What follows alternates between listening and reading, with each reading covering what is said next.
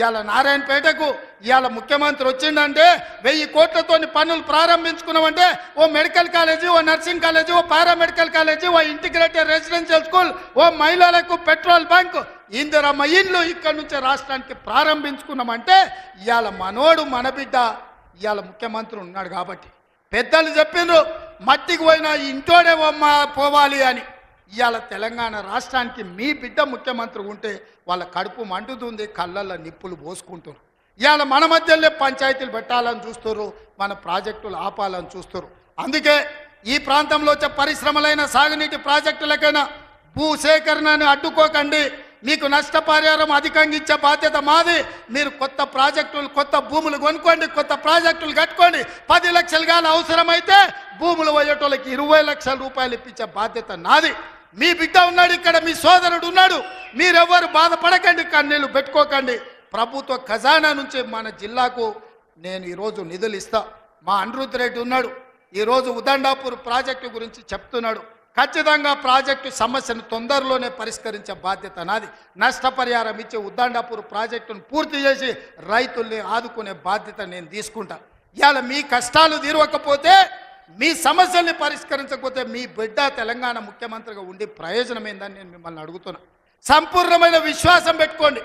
లేక లేక మనకు ఒక అవకాశం వచ్చింది. మన ఇంట్లోనికి మన బిడ్డకు అవకాశం వచ్చినప్పుడు శత్రువులు కుట్రలు చేస్తున్నారు. కడుపుల కత్తులు పెట్టుకొని బయలుదేరుతున్నారు. కౌగిలించుకున్నట్టే ఇకిలిస్తున్నారు. కౌగిలించుకొని కడుపుల కత్తులు పెట్టి పొడిచి చంపాలని చూస్తున్నారు.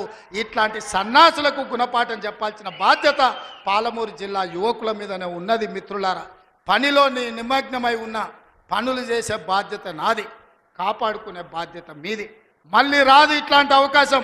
ఇవాళ తప్పిపోయిందా మళ్ళీ 50 ఏళ్ళు అవుతుందో, 60 ఏళ్ళు అవుతుందో, 70 ఏళ్ళు అవుతుందో, 100 ఏళ్ళు అవుతుందో చరిత్రను మనం అంచనా వెయ్యలేము. ఇవాళ వచ్చినప్పుడే మన ప్రాజెక్టులను పూర్తి చేసుకుందాం.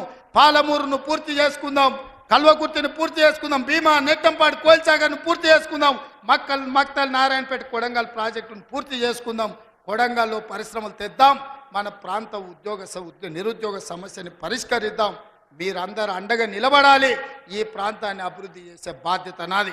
మళ్ళొకసారి సూటిగా కిషన్ రెడ్డి గారికి, బండి సంజయ్ గారికి, కేసీఆర్ గారికి, కేటీఆర్ గారికి నేను సవాల్ విసురుతున్నా. 12 ఏళ్ళు మోడీ పాలన మీద, 10 ఏళ్ళు కేసీఆర్ పాలన మీద, 12 నెలలు మా పాలన మీద మేము చర్చకు సిద్ధంగా ఉన్నాం. నేను మా సోదరుడు దామోదర్ రాజనరసింహ గారు మేము చర్చకు వస్తాం. తారీఖు చెప్పండి, ఏ సెంటరో చెప్పండి, ఏ సెంటర్ అయినా మేము తయారు. మీరు సిద్ధమైతే రాండి. ఎవరు ఏం చేసిండ్రో చర్చ చేద్దాం, తేలుద్దాం. తెలంగాణ ప్రజలకు వాస్తవాలు చెబుదాం. ఇంత గొప్ప కార్యక్రమాన్ని ఏర్పాటు చేసినందుకు మిత్రుడు శివకుమార్ రెడ్డి గారిని, అదేవిధంగా కాంగ్రెస్ పార్టీ కార్యకర్తల నాయకుల్ని, మా పర్ణికమ్మను మనస్ఫూర్తిగా అభినందిస్తున్నా. రాబోయే రోజుల్లో స్థానిక సంస్థల్లో కూడా మనం మన బలాన్ని నిరూపించాలి. పాలమూరి మొత్తం ఏకమై ఎవరిని సరిహద్దులకు రాకుండా చూడాలి. ఆ చూసే బాధ్యత మీదే అని తెలియజేస్తూ మీ అందరి దగ్గర సెలవు తీసుకుంటున్నా. మీరందరు సిద్ధమేనా? సిద్ధమేనా? సిద్ధమేనా? యుద్ధానికి సిద్ధమేనా? సిద్ధమేనా? సిద్ధమన్న వాళ్ళందరూ చేయి పైకెత్తండి. జై కాంగ్రెస్, జై జై కాంగ్రెస్.